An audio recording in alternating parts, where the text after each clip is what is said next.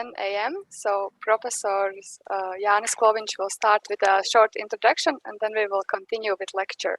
And I want to say that I'm also starting the record. Okay, hello everybody. It's my pleasure to open this webinar, and I have to remind that this is happening in the frame of Horizon 2020 project INTEGROMED.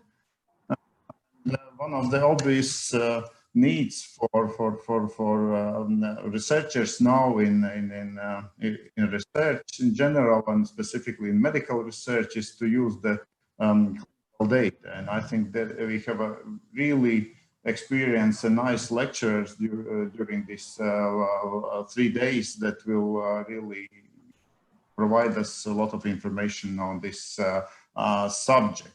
I also have to inform you that this occasion was planned as a summer school actually, and then it was planned to be organized in June, but obviously because of the COVID situation we had to transfer it to October. But I can assure you that we still have summer here in Latvia, and it's almost as warm as in June or July. So it's something that is not typical here, and I hope that you all will have a nice webinar in these days. I have to thank all the participants, also our project partners from University of Dundee, from Weizmann Institute of Science, from Lund University, and also our colleagues from BBMRI ERIC. And really, I would like to thank all the lecturers who agreed to provide their knowledge during these days, and also all the participants that I see are still continuing to join us in this meeting. Okay. Thank you.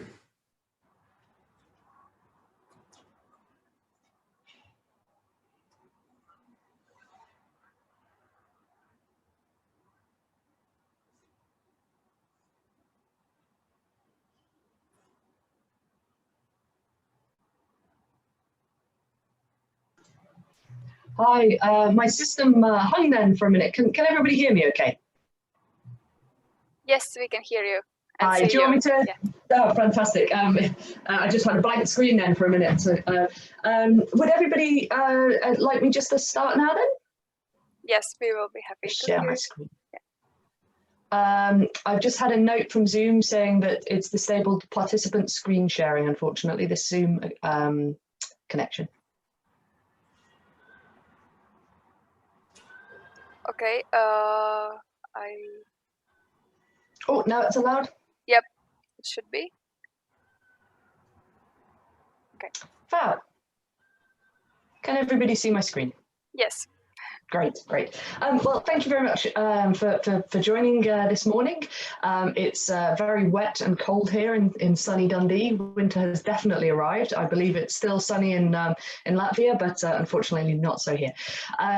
So I've been asked to talk on the practical principles for data structuring and analysis as part of this kind of an introduction to these areas for the conference. So I'm going to go through quite a lot of stuff, but keep it sort of reasonably high level, but hopefully give you lots of examples and lots of things to think about.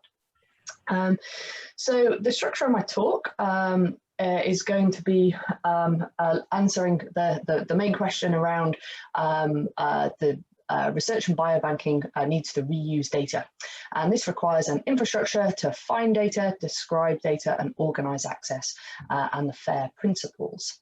So first of all, I'm going to explain what the FAIR principles are. I'm going to explain who I am, the Health Informatics Centre at the University of Dundee, and why I've been asked to give this particular talk. It's my area of expertise.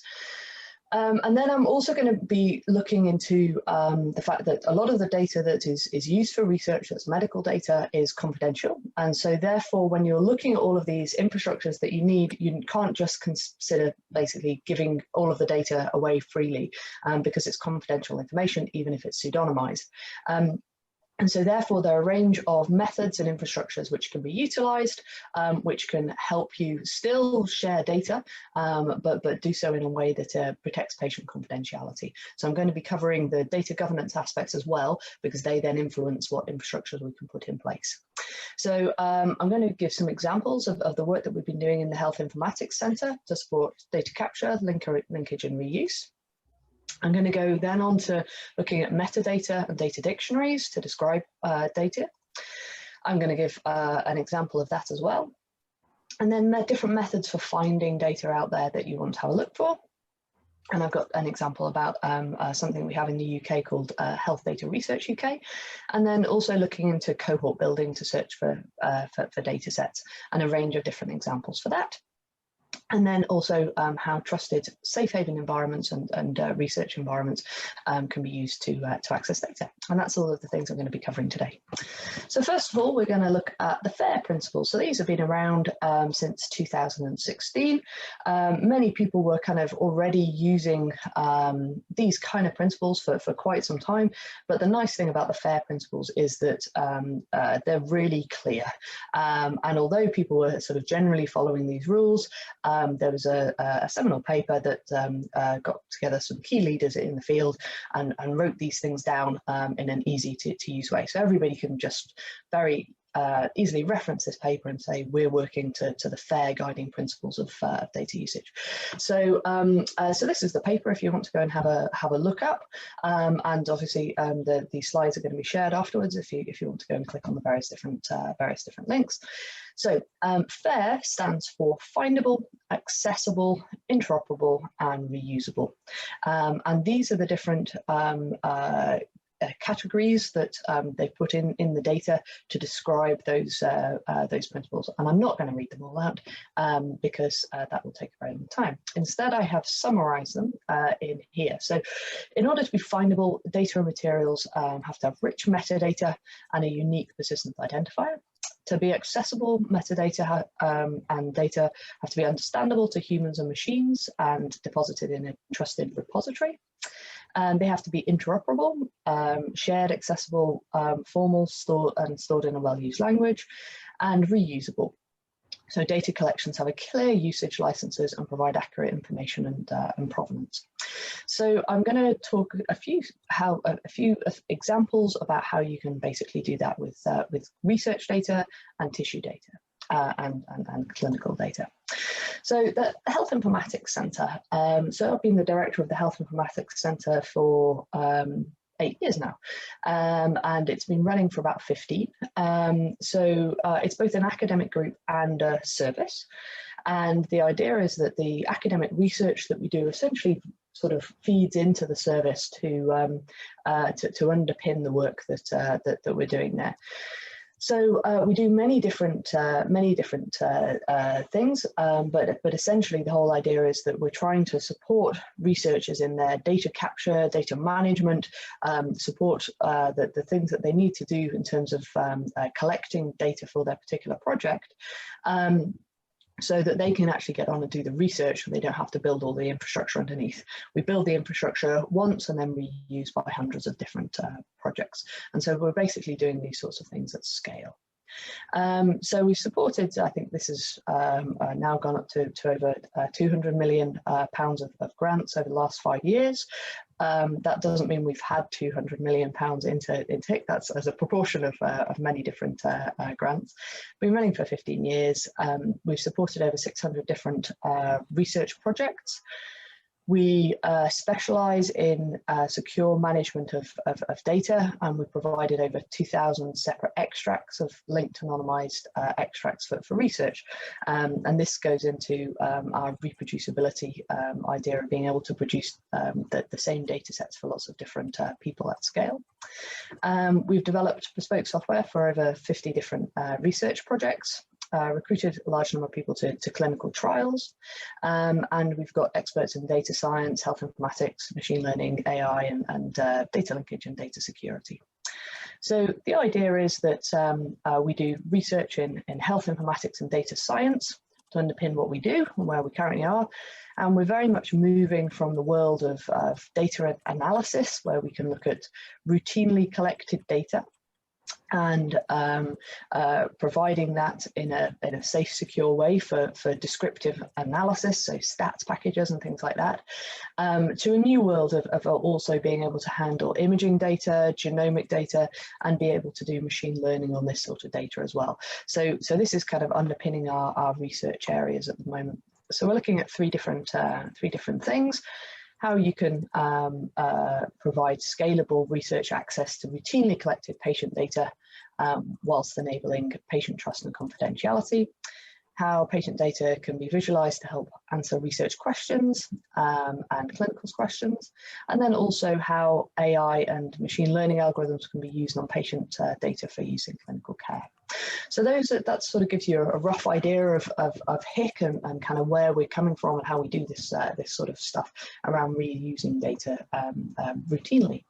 So the different services we offer, essentially, you can think of it as these ones at the top here, the disease registries, clinical trial data, text apps, answers from questionnaires, and routinely collected data are different methods of capturing data and sending them to us.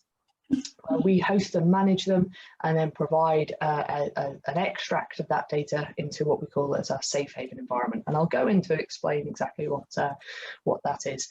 But essentially this schematic just gives you an overview of the various different things that we do. So in terms of disease registries, we write websites with databases underneath for people to capture disease information from a range of different people. Some of these are worldwide. We support clinical trials by putting in systems to capture clinical trial data. We have software which automatically sends out messages to phones and captures the responses from them. We send out questionnaires and capture the data that comes back in there. And then one of the main things that we're quite widely known for is this idea of getting routinely collected clinical data.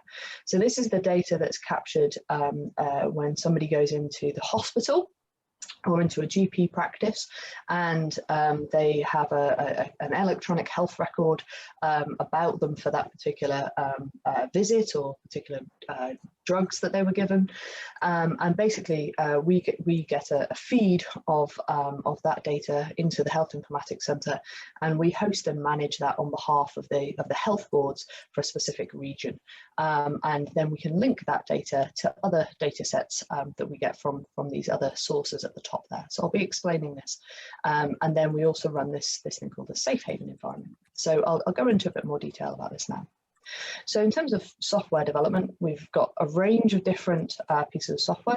Some of them run on the university network and are kind of accessible rather via the normal kind of internet, whereas other ones run on our NHS network and are only available for clinicians on a specific National Health Service internet connection.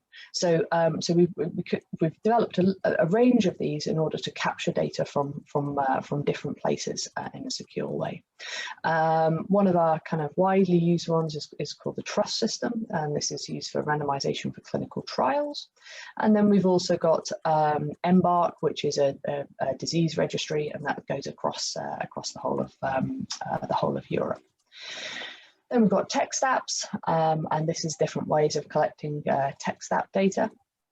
And then we've got patient contact and recruitment. So we've got a massive automated process basically to send out questionnaires to people.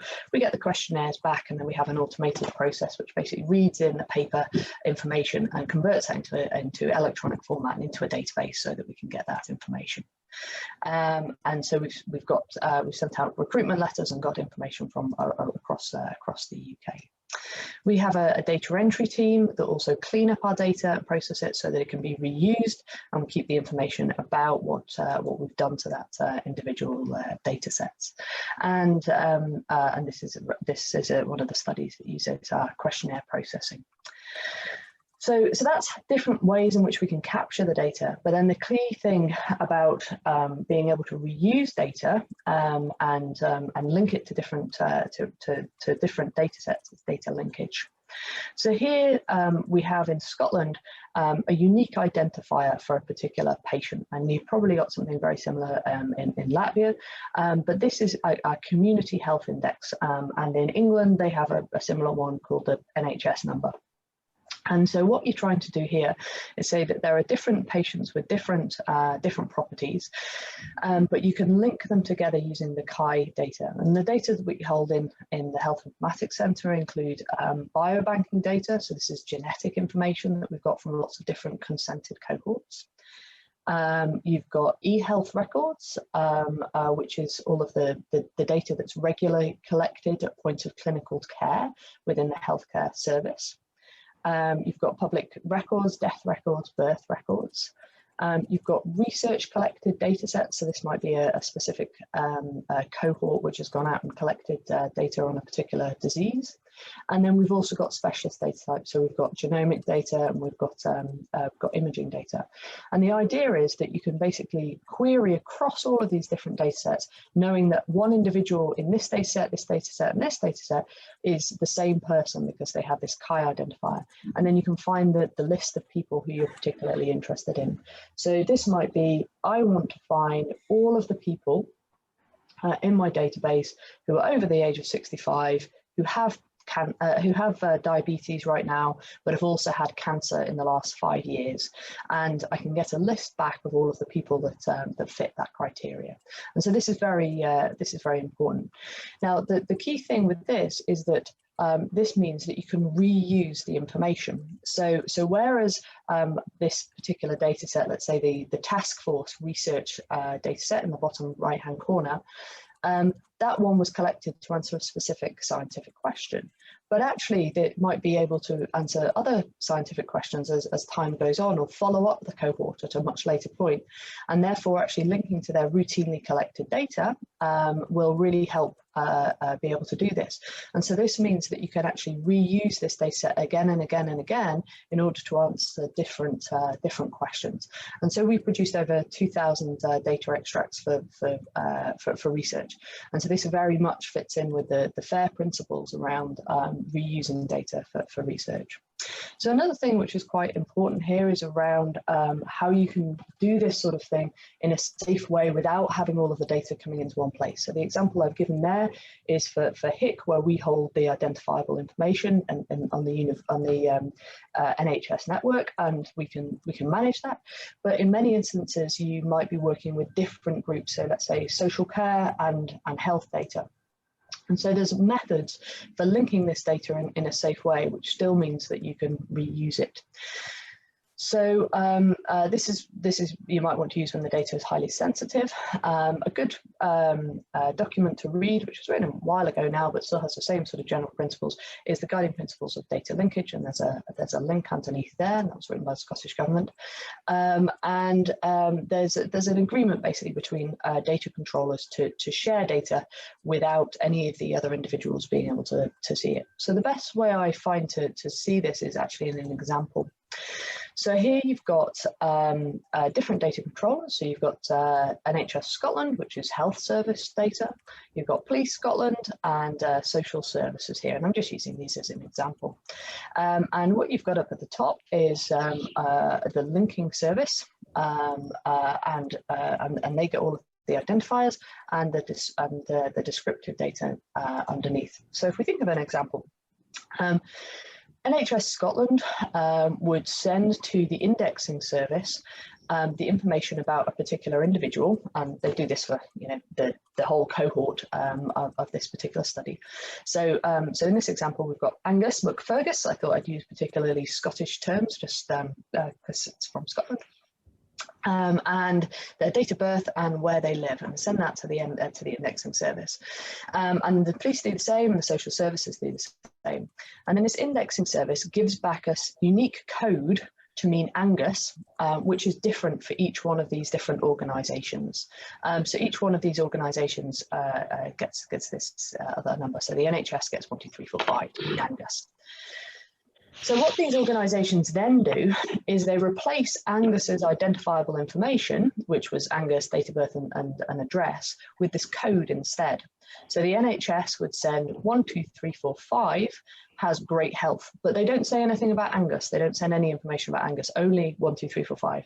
And the same with the police. They replace Angus with 4, 4, 4, 4, 4, and the social services replace it with 5, 5, 5, 5, 5. And they then send the descriptive information about Angus, but no information about who Angus is, to the linking service. And the indexing service then sends the identity map to the linking service, and this means that you can then work out that this person and this person and this person are all the same individual. But if you look at this, no one organization in any of these boxes gets to see the descriptive data of a different person with the data from a different organization. And then once you've got this data linked, you then put it into a data extract, and then you can actually put this into a safe haven environment for people to look at. And this is quite a widely used method for linking data across different data sets. And this whole idea can be repeated many different times. So within HIC, we have about a coverage of about 20% of the Scottish population of data that we get regularly. And what we do is we run this thing called an accredited safe haven, and another term for this is a trusted research environment. So the idea is that you have a linked data set from lots of different sources, and you provide that linked data set into a virtual environment. So I can be working on my own laptop here, but I'm controlling a server somewhere else. And in that environment, when you log in, you have all of the tools that you need to do your analysis. So you've got stats packages, you've got Word, you've got all of the things that you would normally find on your own laptop. And some very powerful servers underneath. And you can do your analysis in place, but what you can't do is access the internet from within that environment. So you use the internet to connect to that environment, but you can't actually sort of Google search or whatever from within there. And that's because the idea is that you analyze your data, but the data can't leave. So it has disclosure control. So what you can take out is a graph of a particular trend or a table of data that's aggregate level information. So you can't take out information about a particular individual, was admitted to a hospital on such and such a date.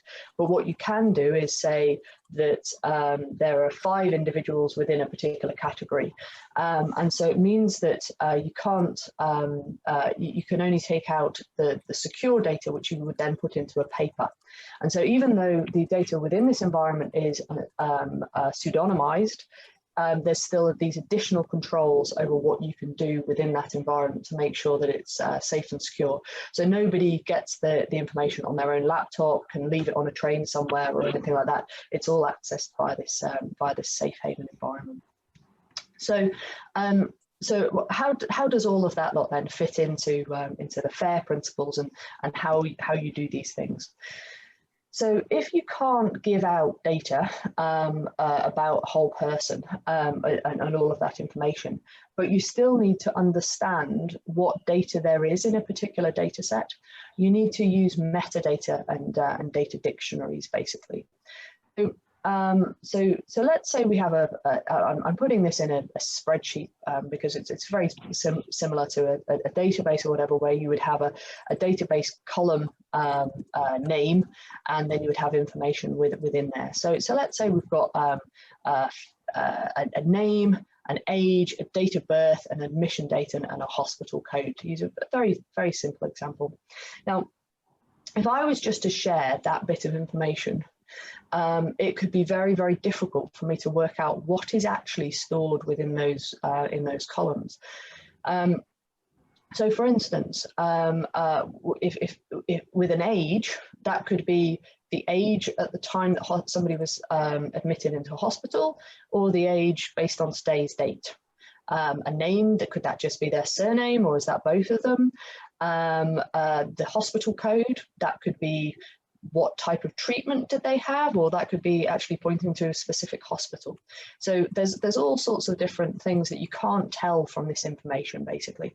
Admission date, do you have it in, what format do you have the dates captured in?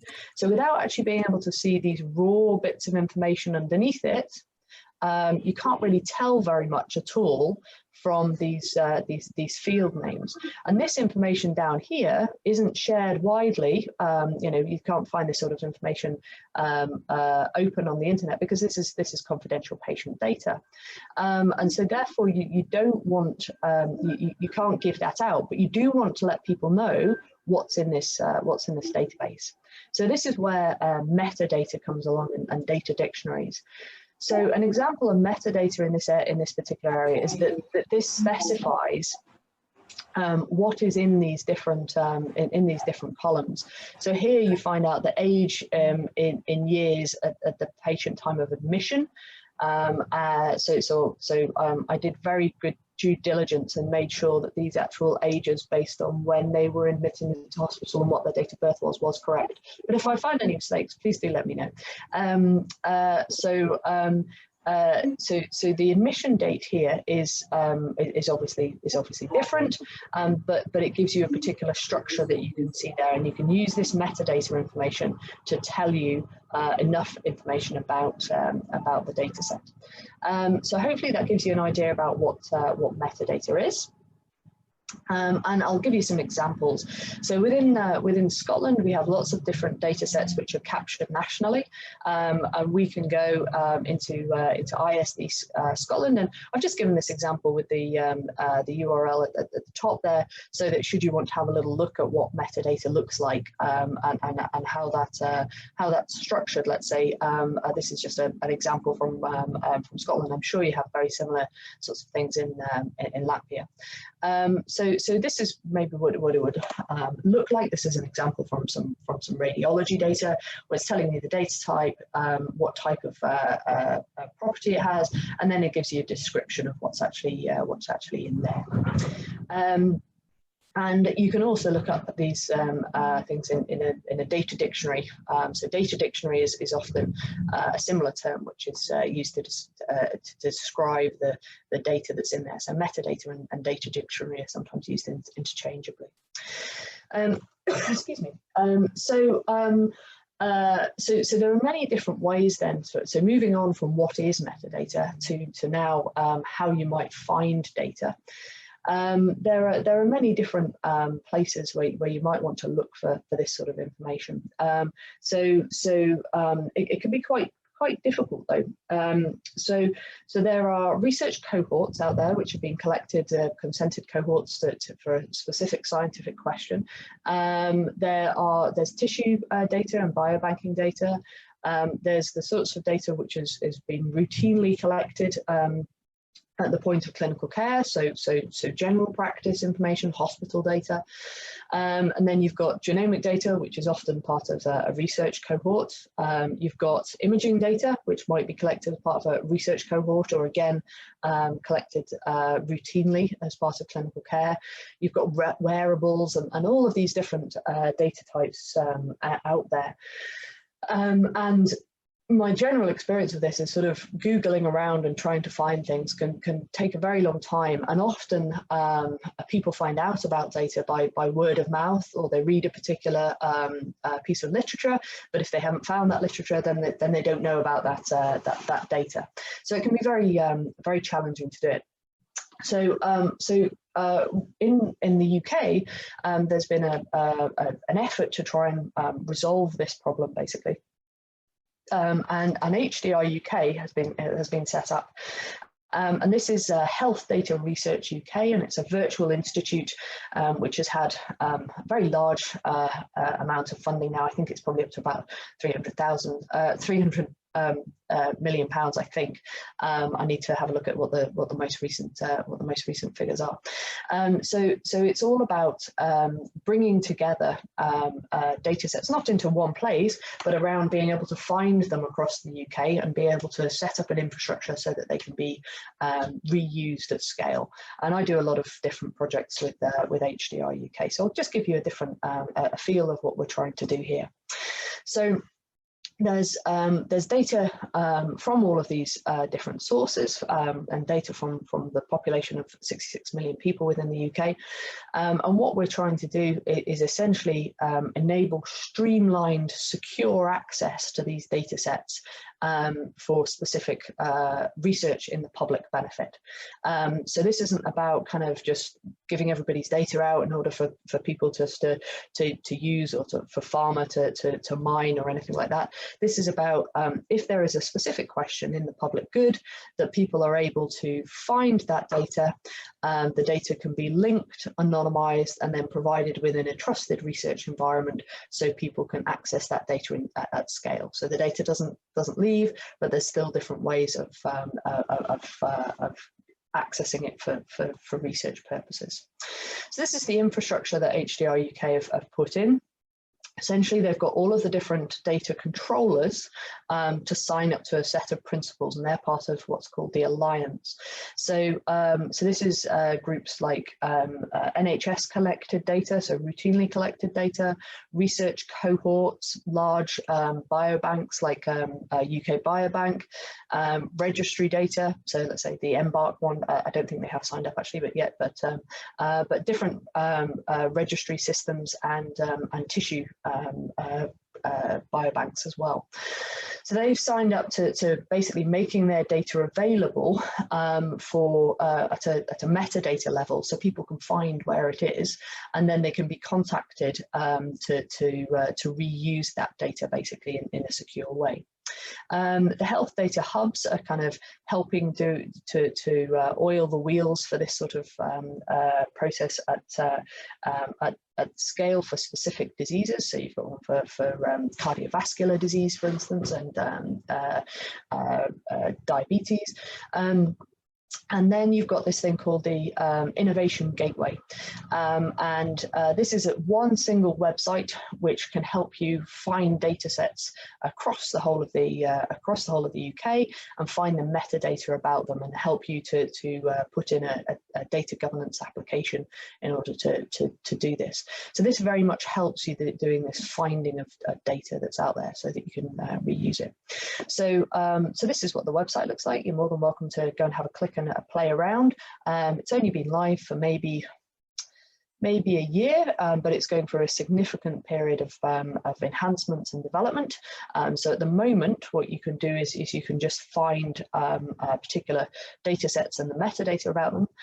But part of the next sort of phase of development is to be able to query those data sets in terms of specific cohorts, and then to be able to streamline the process to obtain data governance approval, and then put that data extract into a trusted research environment.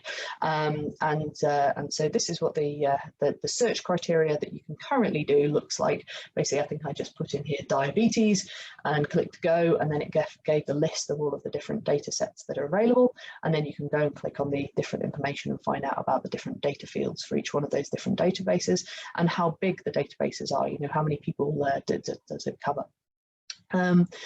So then we're moving on to the next thing, which is around searching data based on cohort queries. So it's all very well and good being able to find out that there are 20,000 people in this particular database, and to know that the database is diabetics. There are 20,000 people, and these are the particular fields which have been captured within that database. That's great. It gives you a starting point, and you can then reach out to that group that hold that database of 20,000 people.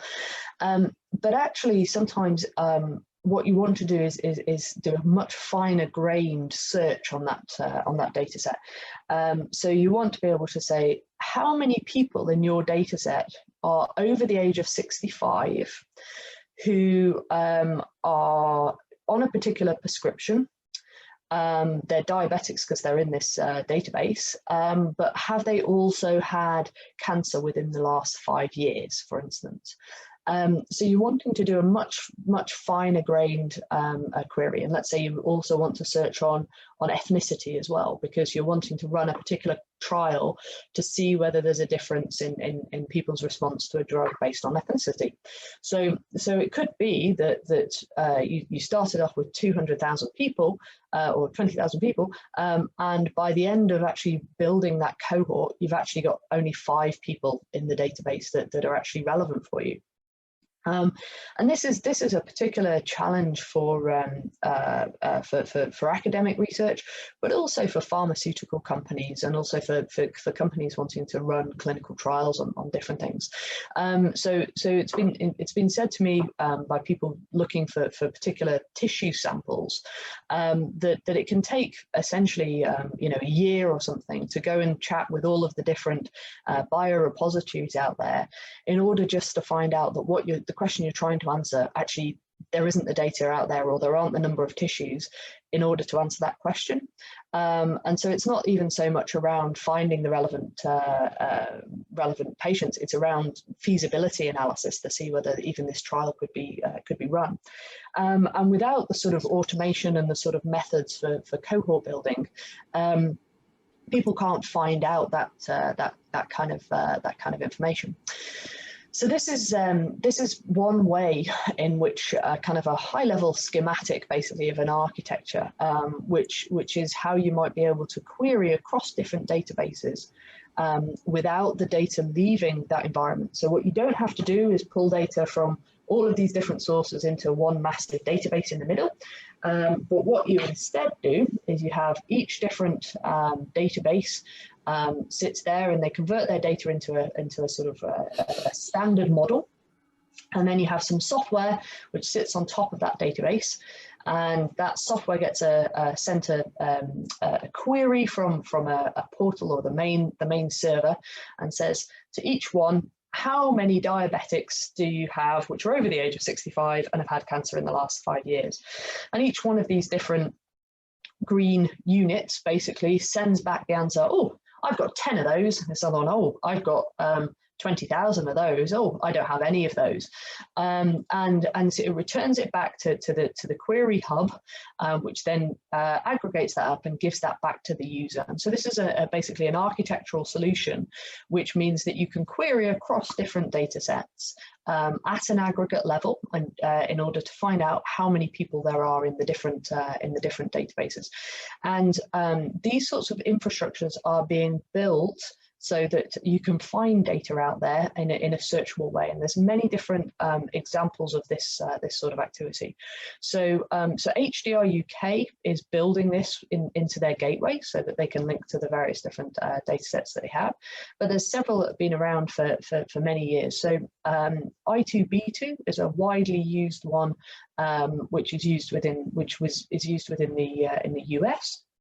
And there's a system called Shrine, which would query different I2B2 instances and find out from each one of those instances how many people they have in all of the different systems. So what happens is a US hospital basically puts their data into this particular structure, and then makes the querying tool available on top of it, so people can find out how many different data sets there are that are relevant to their particular search criteria within that hospital. And this is used quite widely. Other sort of systems out there that do this sort of thing, that are now commercial entities. You've got BC Platforms, Trinetics, and Eden. These are just 3 that I know reasonably well, because I've worked with different versions of it. They're essentially, they have slightly different architectures, but essentially do the same sort of thing. So they have data in a particular format, and they put software in each of the different data sources. So the data doesn't leave, but what does leave is an aggregate result of how many data sets there are out there. So these are different examples of ways in which you can find data across the world, basically. So these different platforms, Eden is a very well-known one in Europe, and these two are kind of global. So that gives you an idea of how to find things, and then on the last sort of bit of the idea of these FAIR principles is the idea of interoperability. So there are many different standards out there which help you map from one clinical data set to another, and I can't overemphasize how challenging it is to bring together data from different sources without using sort of data standards and things. And that's because data captured in one area can be highly heterogeneous to a data captured in another area.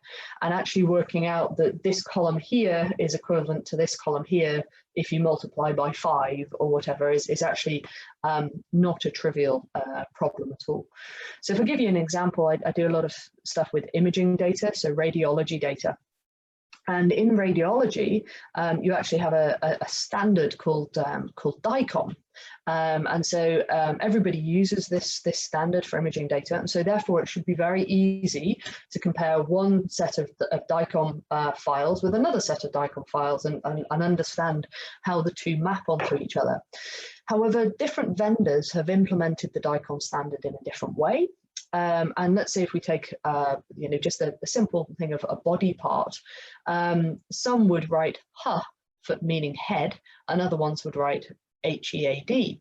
And so actually kind of working out what is a body part and how to search for that different body part, you end up having to have HEAD and head, and you're also looking for brains as well, but brains can sometimes be misspelt, and so you also have to look for Brian's, which is a widely used name in the UK. So you're having to do a lot of work even when you do have a standard, and when standards aren't used, it's considerably harder. So there's some widely used ones which I've given some examples here. So the different systems that I was talking about before that help you search for data, they all use, no, they don't all.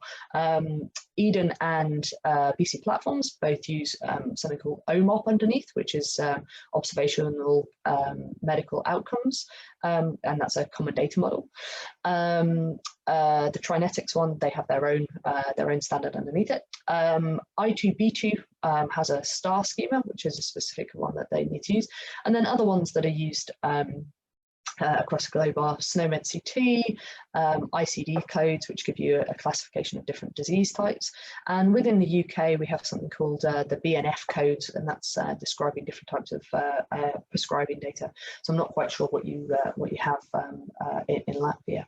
So interoperability is absolutely key here, and is a major challenge in this area of reuse of data.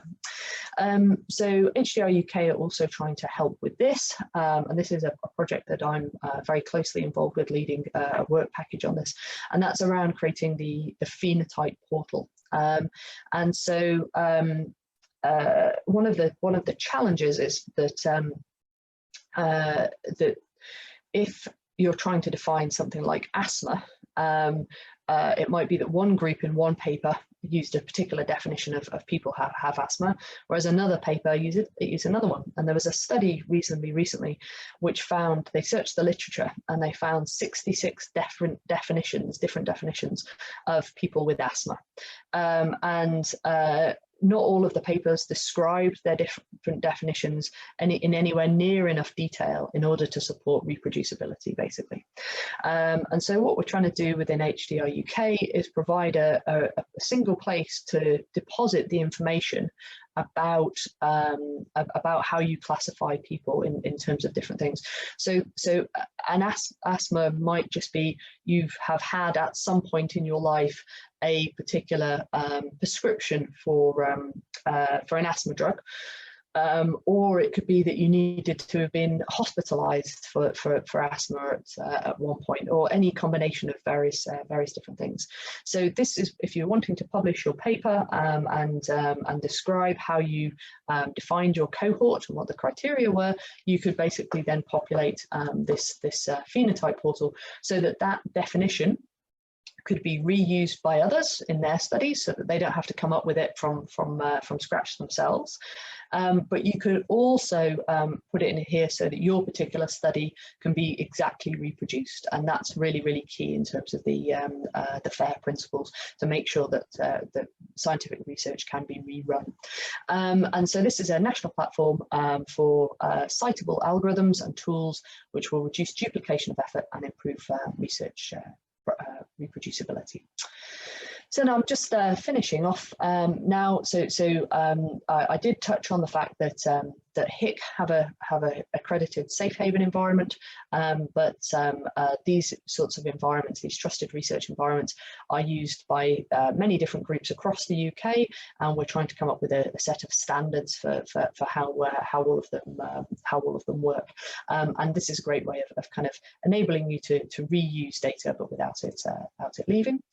And just to reiterate, these were the FAIR principles that I've gone through. Hopefully you've seen what we mean by findable, accessible, interoperable, and reusable. And I've given you some examples of different things to go and have a look at, which cover these different areas. And this was part of the INTEGROMED project. So thanks very much, EU. I'm gutted we're still not in it, but we won't go into that.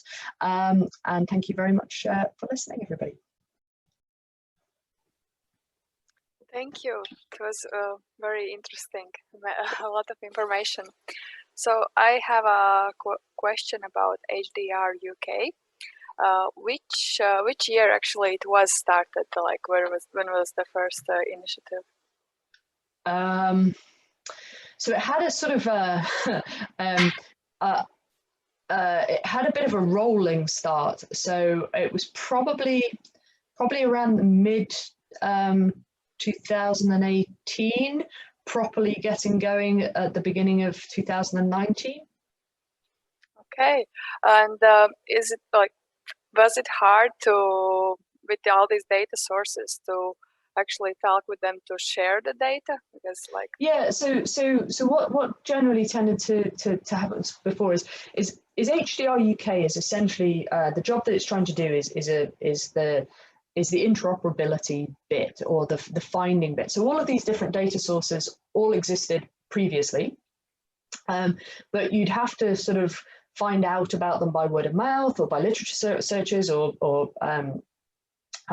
sort of Google searches, and you'd have to then go to each one and say, I need this particular data set, and you'd have to go through their governance approval process, and this other one over here, and go through their governance process. And it might take you quite a bit of time to get all of the appropriate paperwork, put in a data management plan, and to actually sort of extract that data into an environment in order for you to analyze it.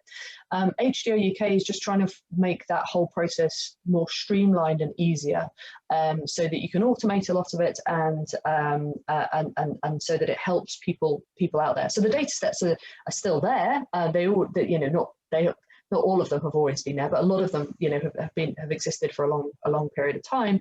But we're just trying to make them easier to find and easier to reuse. Okay, thank you. Maybe someone else has a question?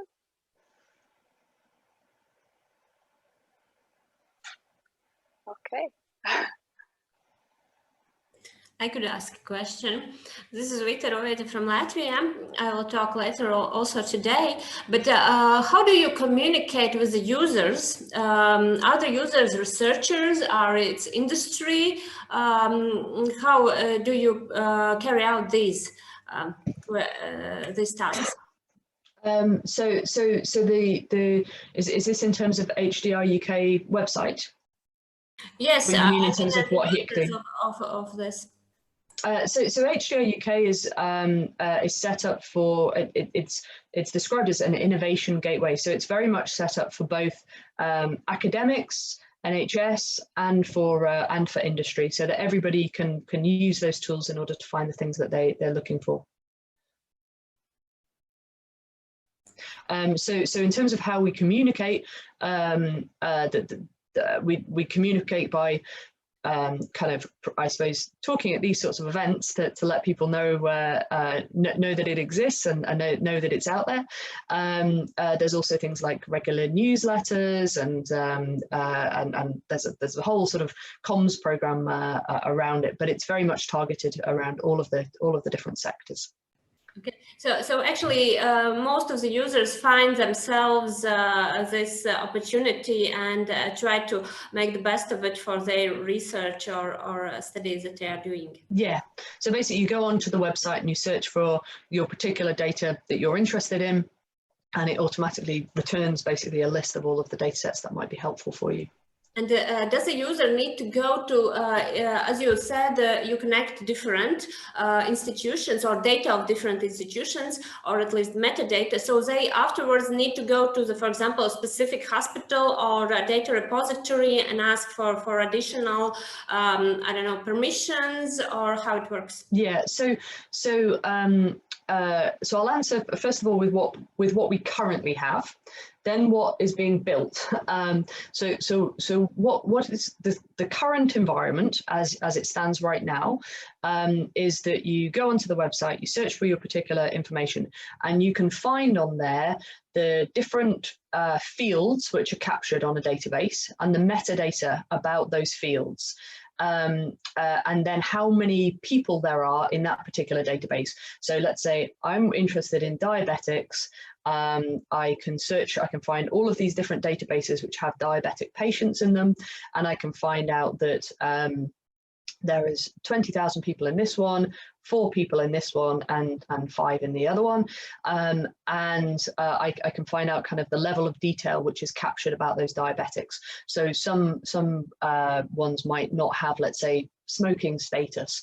Other ones might not have, let's say, BMI, whereas these are important data fields that you really need to capture.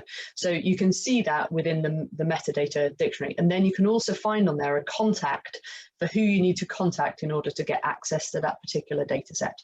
And once you contact that person, they can then help you with the data governance process.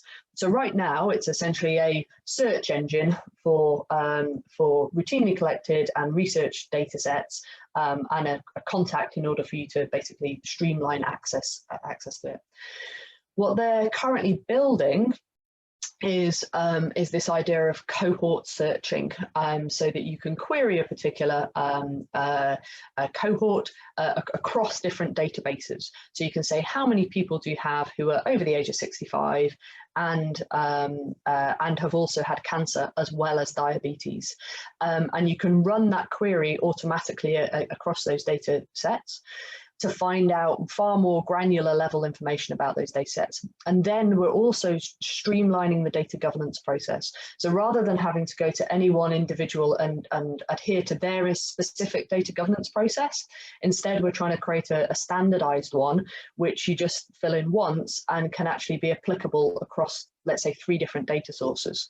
And then the next stage is to basically run something where you can extract the relevant information and put that in an automated way into a trusted research environment. And that's currently being built as well. So I think within the next year, there will be some significant enhancements to the environment, so that you can automate the extraction, streamline the data governance process, and basically be able to access this data within a trusted research environment at scale.